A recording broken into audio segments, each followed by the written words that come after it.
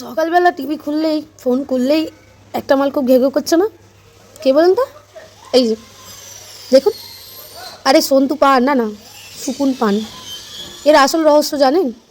আরে আরামবাগ কলেজে যখন পড়তো তখন ওই তৃণমূলের নেতাদের হাত ধরেই এগোতে চেয়েছিল, পারেনি, কারণ ওনার তো দালালি করা স্বভাব।